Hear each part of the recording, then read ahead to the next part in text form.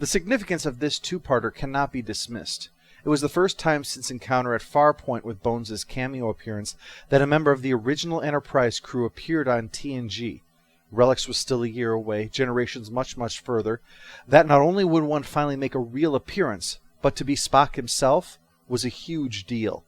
And the timing was obvious. Star Trek V had been an unmitigated disaster, a critical and financial flop which came close to drawing the final curtain on the film franchise. And as I said in the review of Star Trek VI, that film almost didn't have the budget to get made because of that. Nimoy himself was producing at this time, and Frank Mancuso, chairman of Paramount at the time, suggested a way of passing the baton with this film, as well as doing something to link the film to TNG and vice versa.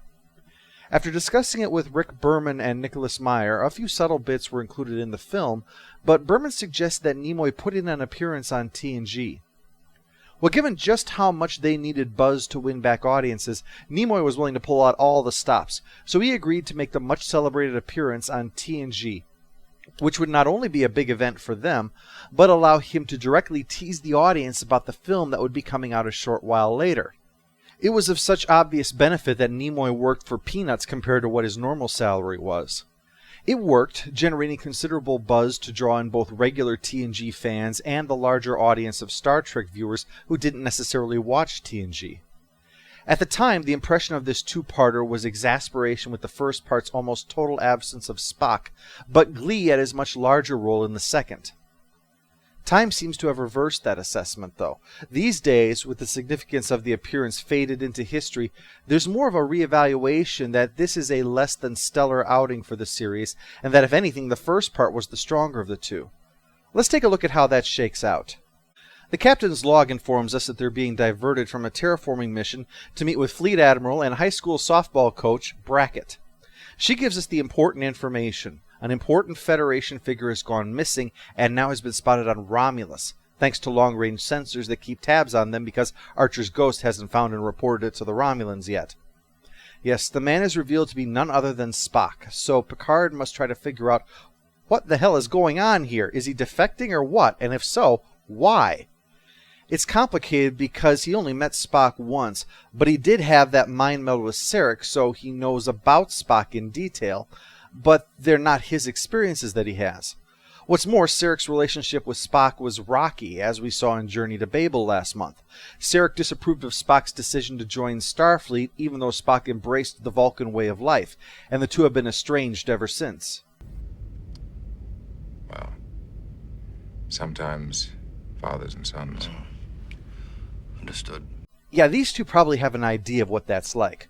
Of course, Papa Picard probably would never have accepted a blood transfusion from his son. He wouldn't have had enough wine in it to be a true Picard. While they're here on Vulcan, Starfleet wants them to look at this Vulcan equipment that they found on a Ferengi ship that went down. I mean, this is a two-parter after all. We're going to need some kind of subplot if we're going to go the distance. But the more important thing is Spock, so Picard first speaks to Sarek's wife, who confirms that Spock made sure to have everything wrapped up before he left, except saying goodbye to his father, because no matter how old you are, it's always going to be, what kind of a son doesn't say goodbye to his father, and at least give him a nice card on his birthday?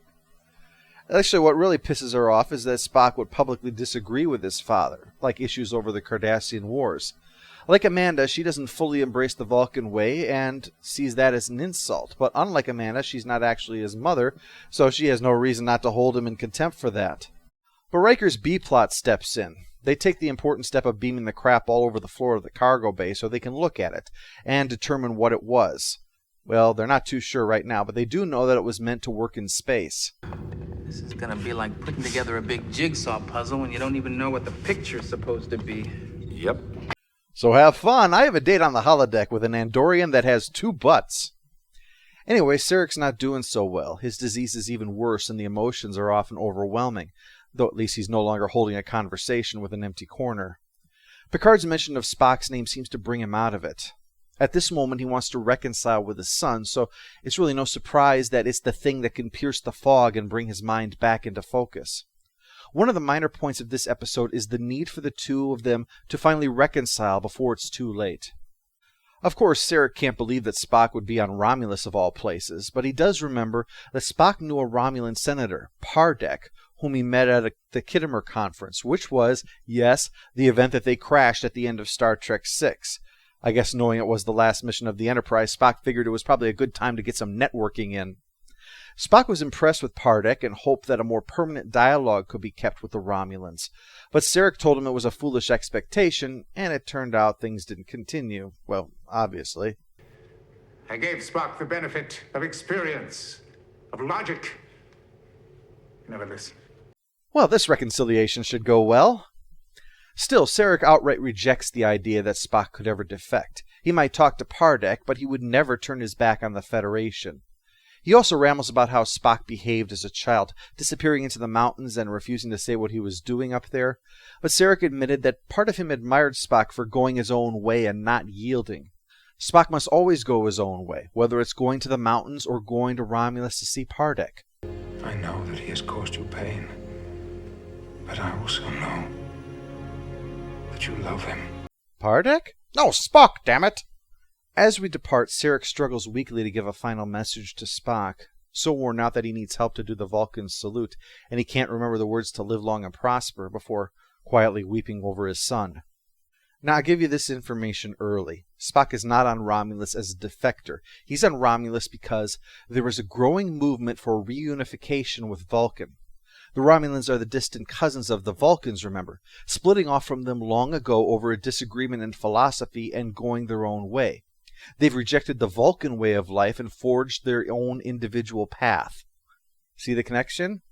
The Vulcan-Romulan relationship is also comparable to the relationship between Sarek and Spock. Now, not to the same degree, certainly, but with fundamental differences that have kept them apart. The movement on Romulus and Spock's efforts to nurture it are a reconciliation, one that, ironically, Spock himself cannot have with his own father. Yet it could be seen as Spock's way of trying to do so. He can't reconcile with Sarek, but perhaps he can foster reconciliation with the Romulans, and in that way having a different path towards satisfying that. If he can't reconcile with his father, then carrying out this mission through pure diplomacy, because remember, his father disapproved of Starfleet because of its use of force, then in a way, he is following the Vulcan path through this attempt to succeed through diplomacy where conflict has always failed. But regardless, Picard needs to go to Romulus and ask Spock what's going on, and to do that he'll need a cloaked ship. So it's off to the Klingon homeworld. Picard figures that since they saved Gowron's bacon during the recent Klingon Civil War, that he can call for a favor. Except they show up and Gowron's acting like Picard is a repo man. No, tell him I'm not here. Tell him I already paid downtown. It seems that Gowron has completely removed Picard from his success in ending the Civil War, so this whole thing is basically, I have triumphed. One man alone, with nothing but his own courage and genius. What's up, Gowron? Ah! While Worf keeps trying to get him to answer the door, Data fills Picard in on Pardek. He's considered a man of the people who is responsible for many reforms and prefers peacefully resolving things whenever possible, and not hiding when one of your friends comes to the door asking for help. The Klingons finally acknowledge the Enterprise is there by sending a junior clerk from the Klingon division of Go Fuck Yourself. Picard does not take kindly to this, and so when offered the chance to leave a message, he blows up at the guy, but finally politely says that he needs a favor while the minion smirks at him. How would it benefit the Klingon Empire? I'm sure Gowron will ask. The only benefit to the Klingon Empire would be our gratitude. That is what you want me to tell him? Before, what you're trying to do was called negging. It was called reverse psychology, and incels didn't invent it. Bugs Bunny did. If he is unable to provide us with a ship, then I am sure there are others in the Klingon Empire who would be willing to help me. And then they would have our gratitude. Are you getting the hint yet, or do I have to send you a 407D, get off your ass or you'll regret it form? While they wait for the ship, it's time for the change to look Romulan. Your right eye is 0.004 higher than your left. Also, there's something up with your hair. Well, once we have all the I's dotted, even the uneven ones, and T's crossed, we can leave on that Klingon ship, although the captain is ornery about being in the dark, and so makes life difficult for Picard and Data whenever possible. Not obstructing the mission, just making things difficult, like having to share quarters and having no actual bed, just a shelf to sleep on. Picard, of course, has gotten to know the Klingons, and that if he expects to have their respect, he needs to go along with all this crap, as if everything was perfect. The Federation captain is nevertheless a tough warrior who doesn't shirk at the sign of, light crab, make it stop! Picard tries to make the most of it, but it's surprisingly difficult to sleep on some random flat surface without anything to prop your head up on, so after a bit of wacky antics, he gives up on that. Part 1's script was written by Jerry Taylor, while Part 2's was written by Michael Piller. Piller and Berman spent some time putting together the story for this big event, brought it to Leonard Nimoy, and Nimoy hated it. But they talked, and after radically altering the story right there in the meeting, he loved the new idea, so that became the foundation for Unification. But by now it was too much for Piller to handle alone, so that's why he handed off Part 1 to Jerry Taylor, and it does show. There's a noticeable shift in the humor of the piece. It's not like it's a comedy or anything, and the scene with Sarek is played as straight tragic drama, but there's still gags throughout, which for the most part stops when we get to Part 2. The presence of Spock lends a bit of gravitas, and so I think Piller went with a more serious tone overall. Anyway, since he can't sleep in his cubbyhole, Picard tries to discuss the mission, but the interruption is interrupted. There's a message from the captain. It turns out that Sarek has passed away. See how much funnier this part is?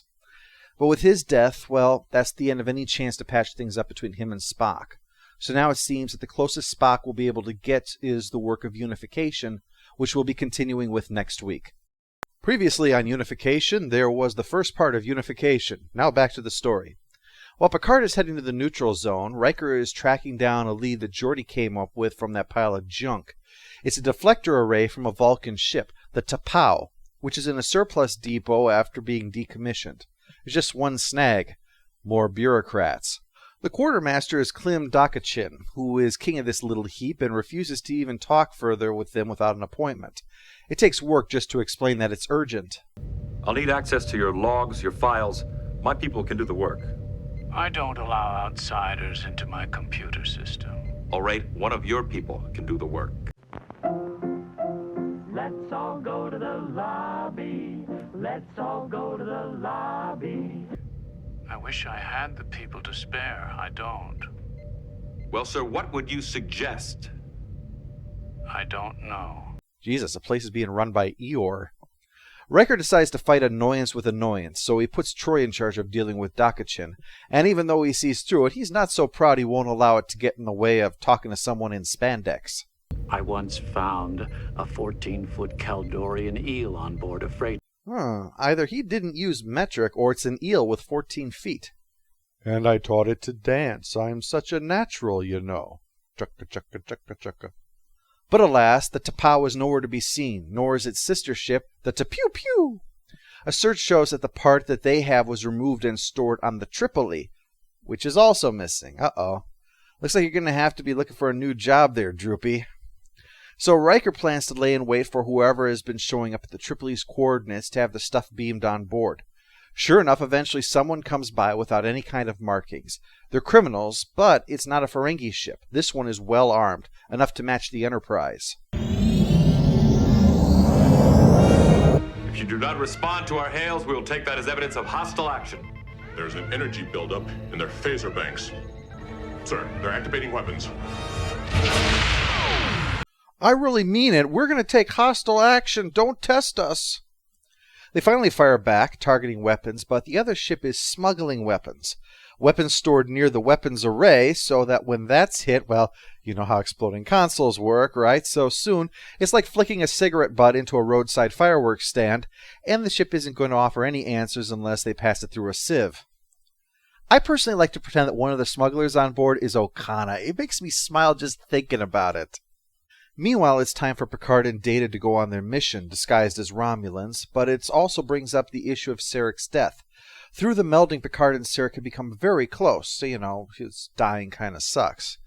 Plus, they go on this mission to tell Spock to come back to the Federation. Spock, your life is here with us! Also, your last direct relative has just died, unless you want to count the stepmother who doesn't like you.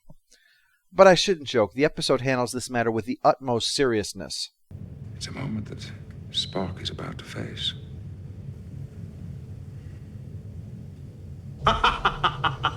His father's dead.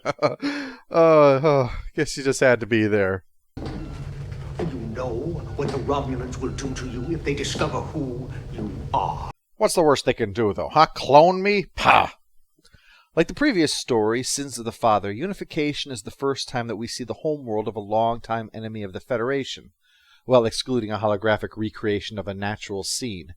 In this case, they sought inspiration in the work of Carlos Scarpa and tried to come up with a blend of both antiquity and high-tech. It's not quite as ambitious as the Klingon matte painting, but it still looks good. I also suspect that there's some model work in the foreground over a matte painting, so as the camera pans, there's a sense of depth, but don't take that as gospel or anything. Anyway, this is where Pardek is being called in to meet with the proconsul to discuss Picard. He knows that Picard's on the way, probably through the Klingons. There are likely still Duras supporters in a position to hear things to share with their Romulan allies. By the way, this is the proconsul as he appears now. And here's how he appears in Inter Arm and Hammer or whatever on DS9.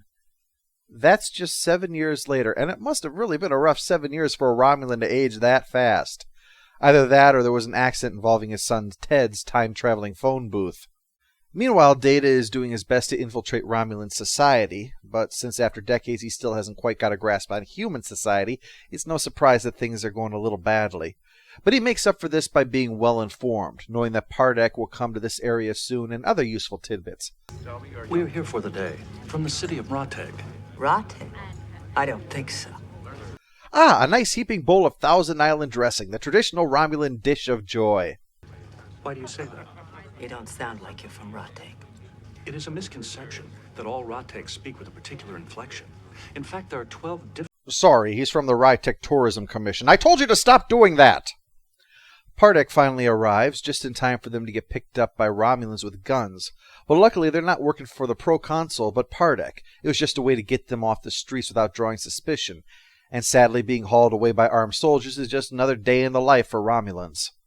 So that's a step closer, but this mission isn't really about Pardek, is it? I'm looking for Ambassador Spock. Indeed. You have found him. Well, I hope that was worth the wait. See you in next week's episode. But we'll be moving right along with part 2, back in the cave. Of course we're in a cave. I mean, they're hiding from the authorities in the middle of a city. Obviously they need a cave. Works for Batman, right? Spock wants to know, why the hell are you on Romulus? And Picard wants to know, why the hell are you on Romulus? Spock insists it's none of their business, that an advisor to the leaders of the Federation for generations, whose knowledge of that government and Starfleet could fill a library, is now hanging out on the world of their enemy. For some reason, Picard doesn't find that a satisfactory answer, that this cowboy diplomacy won't be tolerated, not since they fired Ambassador Buck Redeye. This brings up the subject of Sarek's death, who is discussed in private, since Spock knows of Picard's meld with his father. He expressed his pride in you, his love. Emotional disarray was a symptom of the illness from which he suffered. Doctors say that a lot. Your father passed away, but his last words were how proud he was of you. Man, was he out of it. He spent like 5 minutes telling the lamp how sorry he was that he never taught it how to walk through walls. So Spock finally explains why he's here, about the movement on Romulus of those who want to explore the ways of the Vulcan philosophy, which has led some to think that perhaps this could be the first step towards reunification. Spock felt something needed to be done, but was fearful of what might happen, given what happened when the peace overture was made towards the Klingons. Now remember that this was before the release of Star Trek VI, so Spock's comment about putting Kirk and the Enterprise at risk was a massive teaser for the audience. Which, of course, was exactly what Nimoy and Paramount wanted. Ambassador, your logic escapes me. If I didn't know better, I would say that your judgment is influenced by your emotions. Oh, no, you didn't. You speak as my father would if he were here, Picard. That's Vulcan for, you're not my real dad! But the thing we've been waiting for happens. Spock positively compares Picard to Kirk, bringing round 2 to the Kirk versus Picard debate. But this means that they're going to be stuck here for a while. Spock won't leave until he has a chance to meet with the proconsul to discuss reunification, and Picard won't leave while Spock is still here. So he puts Data to work trying to hack the Romulan master systems using the computer that they have on a bird of prey. Yeah, good luck with that. That's like trying to get into the NSA database with an iPhone. The captain is naturally unconvinced, but Picard has promised to share anything they learn with the Klingons, so that will at least make him look good back home if they succeed. We'll also need to contact the Enterprise, but without giving themselves away. In conventional means that would be true. However, I suggest we piggyback our signal on Romulan subspace transmission. Piggyback? A human metaphor, pardon me. Targback. Well, why didn't you just say so? Picard's not here because there's no diplomacy going on a mission with him stuck on some Klingon ship, so he's discussing the mission with Spock, skeptical that the Romulan leadership would be open to such a move no matter how widespread it might be. I sense you have a closed mind, Captain. Closed minds have kept these two worlds apart for centuries. Let's all go to the lobby. Let's all go to the lobby. In the Federation, we have learned from experience to view the Romulans with distrust. We can either choose to live with that enmity or seek a way to change it. I choose the latter. As we have seen, there's a reason for Picard's mistrust. The Romulans refused cooperation along the neutral zone, cooperation which could possibly have allowed them to have earlier information on the Borg threat. They lied at Glorndon Core about the number of Romulans on that ship. They used a man whose only crime was wanting to avoid war to try to start one. They attempted to overthrow the Klingon government and to destroy the alliance with the Federation through duplicity on more than one occasion. The Romulan government, though, is what's responsible for these actions, or more specifically, the Romulan military. Spock's view might seem pie-in-the-sky idealism in the face of that reality, but at the same time, governments facing a popular change of position will usually either harden their positions all the more, or recognize the winds of change are blowing.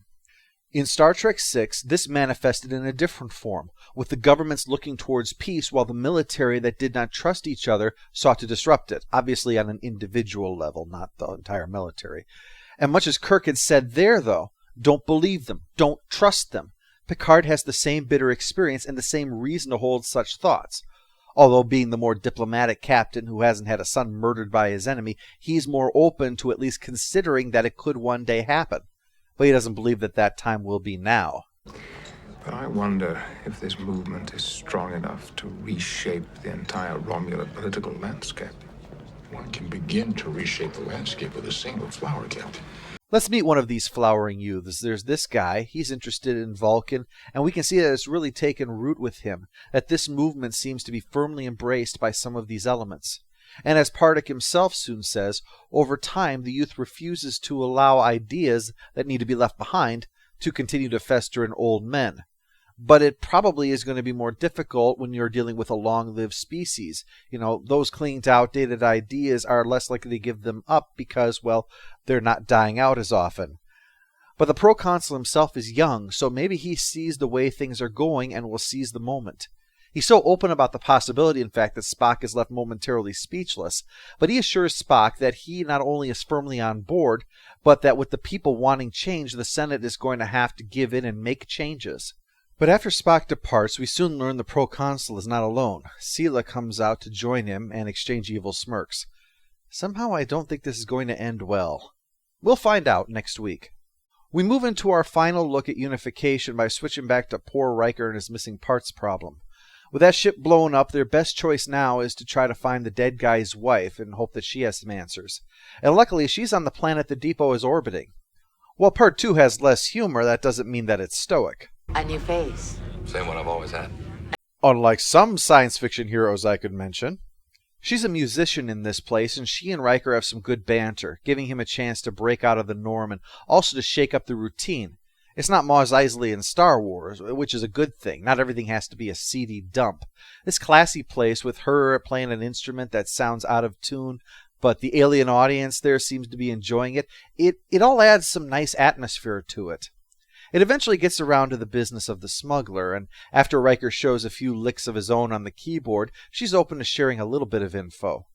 There's a Ferengi asshole who drifts in on a semi-regular basis who probably knows something about what her late husband was up to, and here I thought we could avoid bringing odious comic relief into the story. Meanwhile, Spock has reported on the results of the meeting with the proconsul about his plan to push publicly for reunification, and everyone in the Spock cave is naturally delighted. But Picard comes flying in to piss all over their parade, stating that the proconsul is unlikely to upset those supporters who are with the Romulan traditionalists, those who helped to elevate him to his current position, and Spock speaks up in agreement with that. Well, that's not what these people want to hear, so the Romulans start to think that Picard and the Federation are worried about what reunification will mean.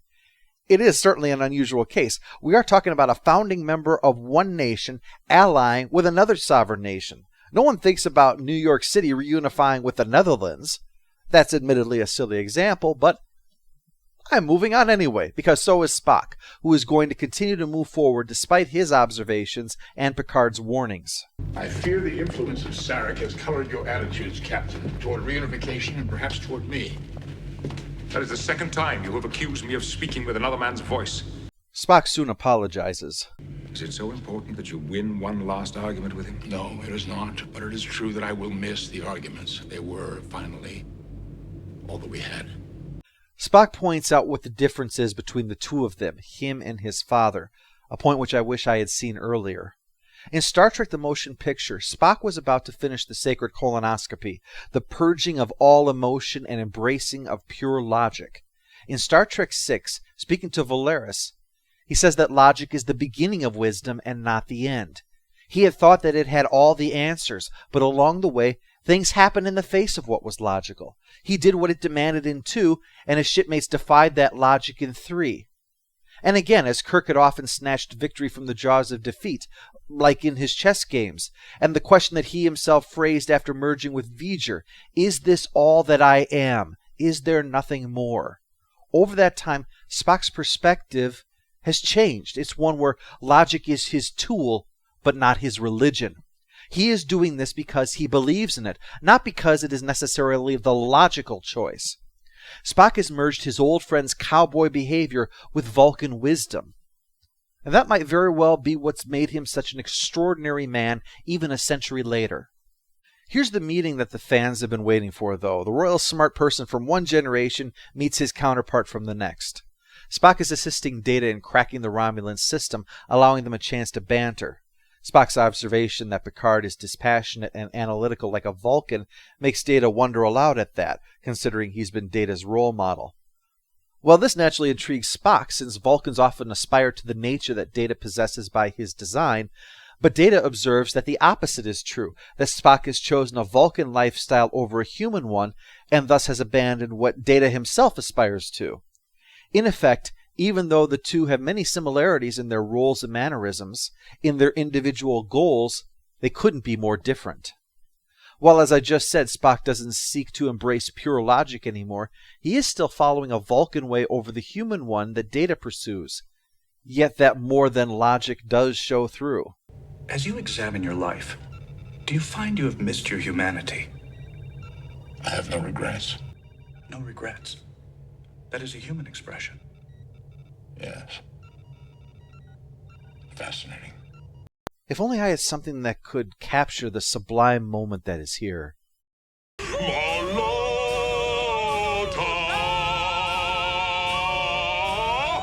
Gets you right in the heart.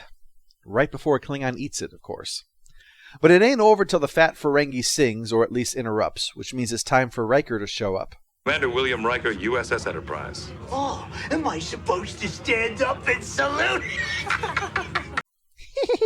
You aren't paying us enough for this. Riker questions him, but the guy brushes him off and acts like a tool. So Riker serves him dinner, and then helps him adjust his napkin. Of course, you can't see it. The napkin's cloaked. The ship was delivered to Glorndon Core, right by the neutral zone, remember? So they exchange info with Picard and Data and head to Glorndon Core to check it out, while Spock continues to pursue the reunification agenda. But acquiring a Vulcan ship in the midst of this, plus the mysterious code 1400, suggests that something else might be going on. And Spock soon confirms that. The message about the first steps of reunification will be going out at 1400 hours. So whatever the proconsul is up to, it is in some way related to the Vulcan ship. But before they can get into what it might be, Sela makes her appearance. And this is the android I've come to respect in battle. And because of that, I obviously will never make the mistake of leaving you alone to hatch a clever scheme. Pardek feigns outrage at this betrayal, but Spock sees through it. He's the only one who could have arranged this ambush so quickly to grab Picard and Data, as well as learn what the Federation might know of the evil plot. They also send a message to the Enterprise using Data's trick to say that everything's going fine, not to worry, and definitely don't do anything. Sela gets a lot of crap for this episode, and rightly so, but it is an interesting juxtaposition having her dealing with Spock. Each is a member of a half-human, half-alien race who has chosen to embrace the alien lifestyle rather than the human one, and had a difficult relationship with their same-gender parent. But that's where the similarity ends, the difference being that Spock pursued his career unaided and against his father's wishes, achieving all that he did through his own merits, while it's a fan theory that she only achieved this rank because her father, a general, pulled strings for her. Indeed, given her comments that she wishes she could spend more time writing and Data's remark, it might be that she didn't really want to do this. While Spock defied his father's wishes to join Starfleet, she may have done so, joined the Romulan fleet, because he told her to, or because she wanted his approval in some way. Anyway, she lays out the evil plan. Spock will tell the Vulcan people that the Vulcan ships are on a Vulcan peace envoy to be Vulcan welcomed already. In reality, they're stolen ships with thousands of Romulan soldiers on board, ready to rapidly take over key positions on the planet in order to annex it into the Romulan Empire. Now, that's a pretty ridiculous plan. I mean, it's like if you had an area of one nation that had a cultural tie to another one, like, say, between Crimea in the Ukraine and Russia, and the Russians slip troops over the border into Crimea, and suddenly Crimea announces it's not part of Ukraine anymore, but part of Russia now, and I think I better shut up and just move on to something else. Spock refuses to cooperate because threatening their lives is meaningless, since they're going to be executed anyway. I hate Vulcans. I hate the logic.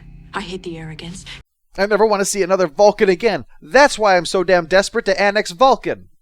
The reason Spock's been allowed to wander about instead of snatched up the moment he lands is so that they could record his movements so that the holographic recreation could be as accurate as possible in the event that he refused to cooperate. That Spock will then issue a statement and we can just kill these three. But later, because there's stuff to do when all the holding cells are being redecorated. So how about if we just leave them unguarded in the office of an important military leader in the Romulan military?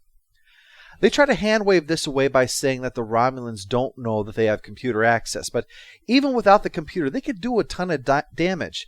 Not to mention that we have seen Romulan defeat happening only through last-minute foiling of their plans again and again. With the Klingons, with the Defector, and you have two of the smartest people who have ever lived left unsupervised. I'm starting to think Romulans like being thwarted. They just can't help themselves. They have Thanos syndrome. Sorry, but I just can't believe it. Mulder, I may have given him crap over that thing with the snake in the basement, but for goodness sakes, at least he knew I should take some kind of action here. The Romulans are just waiting for everybody to throw furniture at them the moment they walk through the door.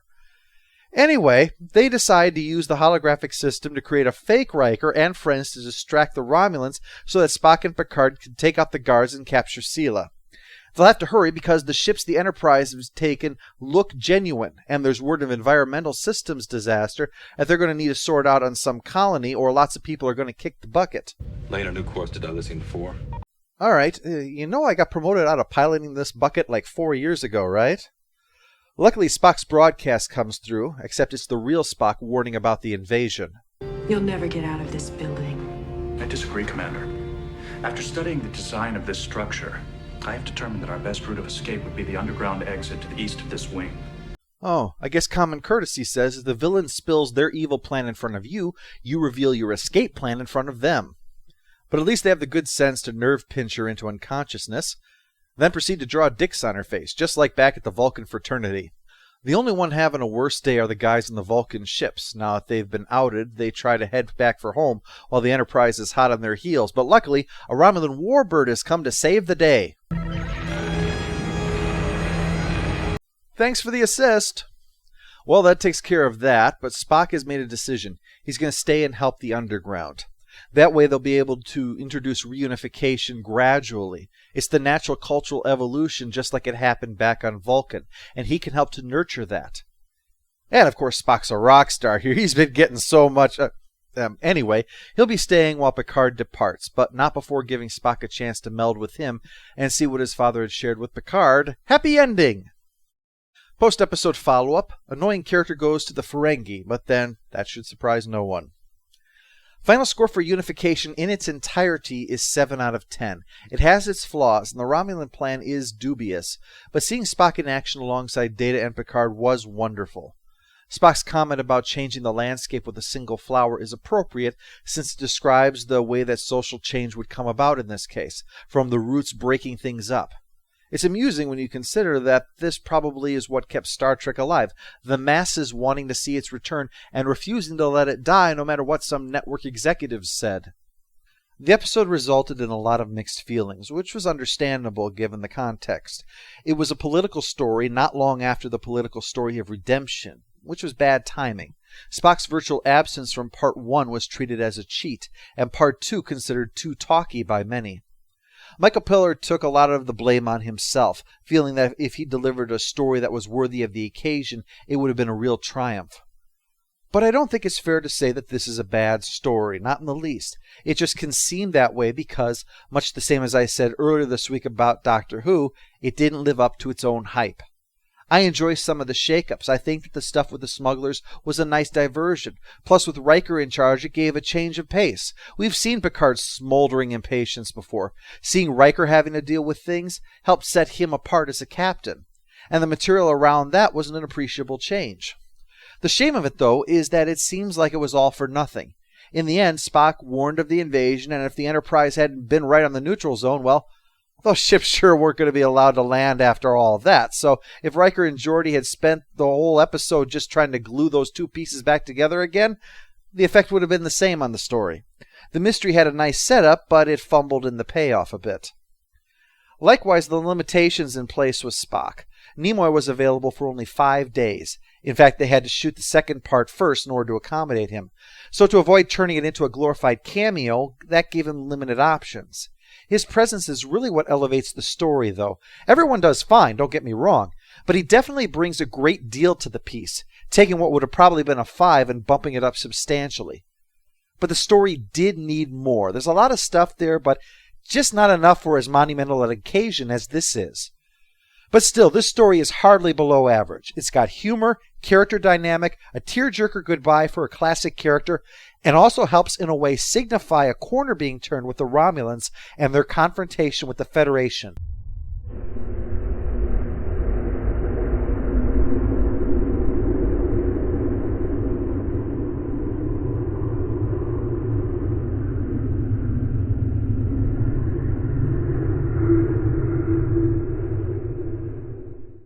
Good night, Captain. Sleep well, sir. Thank you.